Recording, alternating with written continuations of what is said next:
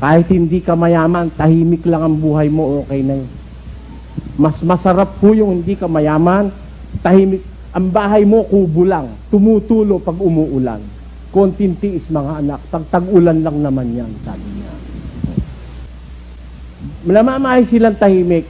Wala silang malaking bahay. Pero sila nagkakaunawaan. Masarap yung kaysa sa nakatira ka sa palasyo. Na ting magkikita kayo, gusto nyo magbarilan. Kaya sabi ng Tagalog, totoo yun. Mabuti pa ang kubong nakatira tao kaysa sa palasyong ang nakatiray kwago. Diyan, meron akong alam na palasyo, maraming kwago sa Bandaryan. Kaya sabi ko nga, sa isang pamilya, pagka nanatili yung sinasabi ng Biblia, sabi, ang pagpapala ng Panginoon nasa tahanan ng matuwid. Pag pinagpala ka ng Diyos, makita mo yung mga anak mo, wala kang problema. Oh, walang drug addict sa anak mo. Walang anak mong nasasangkot sa basag ulo, sa nakawan at sa kung ano-anong mga pangre-rape. Wala. Yung pagpapala ng Diyos, kahit mahirap ka lang sa buhay, tahimik kang namumuhay.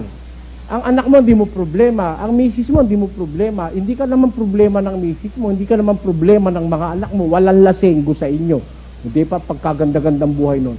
Kahit na ang pera mo, si mabini lang, okay na. Marami ka mang anak, nagkakaunawaan, may pagmamahal, may takot sa Diyos.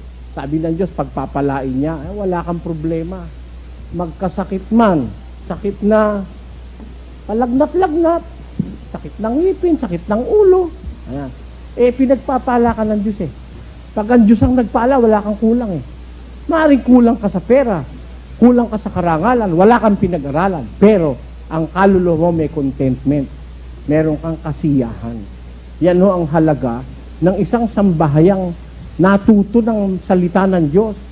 Yung salita ng Diyos na sinusunod, parang bato na pinagtayuan ng isang matatag na bahay, na dumating man ang baha, umihip man ang hangin, hindi mababagsak.